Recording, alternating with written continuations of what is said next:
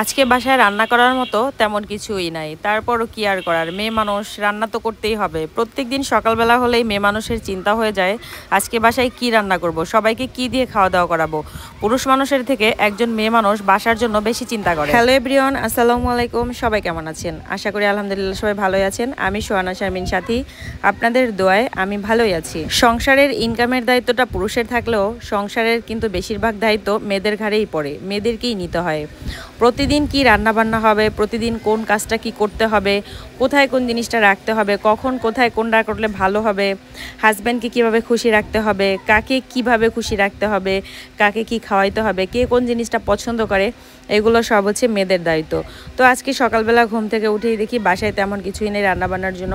ফ্রিজে শুধু একটু গোস আছে আর একটু মাছ আছে। তো আমার হাজব্যান্ড হচ্ছে আবার সবজি তরকারি ছাড়া ভাত খায় না, আর আমারও হচ্ছে খেতে ভালো লাগে না। ওনার সাথে থাকতে থাকতে আমারও আর কি সবজি খাওয়া অভ্যাস হয়ে গেছে। তো যাই হোক, ট্যাংরা মাছ খুঁজে পেলাম ফ্রিজের মধ্যে, আর হচ্ছে মুরগির মাংস। আমি হচ্ছে অনেক দিন আগে একটা কক মুরগি আনছিলাম, সেই কক মুরগিরই এক পোলটা রয়ে গেছে। আর সকালবেলা তো হচ্ছে আমরা আর কি রুটি বানাই, তো রুটি খাই সকালবেলা, আলু ভাজি করি, মাঝে মাঝে একটু চা করি। গরিবের খাবার যখন যেরকমের থাকে তখন আর কি সেরকমেরই আর কি খাই। তো যাই হোক, আল্লাহ যেরকমের রাখে আলহামদুলিল্লাহ ভালো আছি, আপনাদের সকলের দোয়া ইনশাল্লাহ।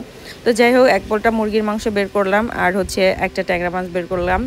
এখন দেখি ট্যাংরা মাছ ভুনা করব আর মুরগির মাংস রান্না করব, আর হচ্ছে জামাইকে দিয়ে পাট শাক আনাইছি, সেই পাট শাক দিয়ে হচ্ছে ডাল রান্না করব। আমাদের বরিশালের মানুষ পাট শাক দিয়ে ডাল খায়, অন্যান্য দেশের মানুষ খায় কিনা আমি জানি না, বা বলতেও পারবো না, কাউকে কখনো ওরকম দেখিও নাই। তবে আমরা হচ্ছে পাট শাকের ডালটা অনেক বেশি পছন্দ করি, বিশেষ করে আমাদের ঘরের সবাই অনেক বেশি পছন্দ করে, আমাদের এলাকারও, আমাদের বাড়ির সবাই। মানে পাট শাক দিয়ে ডাল সাথে বোম্বাই মরিচ আর কি, ডালটাকে প্রথম হচ্ছে সিদ্ধ করে বোম্বাই মরিচ দিয়ে, তারপরে সেটাকে ভালো করে বেটে নেয়, একদম পাটাপুতায় বেটে নেওয়ার পরে সেটাকে বাগার দেয়, তারপরে লাস্টে হচ্ছে পাট শাকটা দেয়, সিদ্ধ হওয়ার পরে নামিয়ে নেয়।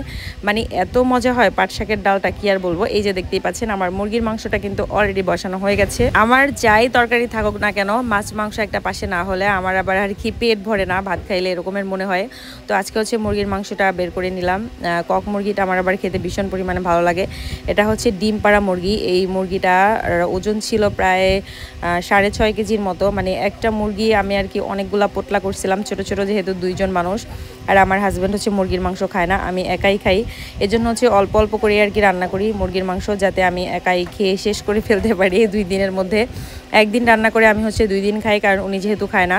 উনি আবার ব্রয়লার মুরগিটা একটু বেশি পছন্দ করে, তাও যদি আমি ভালো করে ভেজে রান্না করি তারপরে ওইটা আর কি উনি আর কি ভালো খায়। তো যাই হোক, আমি এখানে কিন্তু সব মশলা টশলা কষিয়ে মশলা টশলা দিয়ে মুরগির মাংসটা মানে বসাই দিছি। আমি কিন্তু মুরগির মাংসটা মানে প্রথমে আর কি পেঁয়াজটা ভেজে নিই, পেঁয়াজটা ভেজে নিয়ে তারপর হচ্ছে তার মধ্যে মাংসটা দিয়ে দিয়ে হলুদ, মরিচ, পানি, কাঁচামরিচ, গরম মশলা, এগুলো সব দিয়ে মাংসটাকে হচ্ছে সুন্দর করে কষিয়ে একদম তেল বের করে নেই, মানে সরিষার তেলটা যেটা। যাই হোক, আজকের ভিডিওটা এ পর্যন্তই। সবাই ভালো থাকবেন। ভিডিওটা কেমন লাগলো অবশ্যই কমেন্ট করে জানাবেন। আল্লাহ হাফেজ।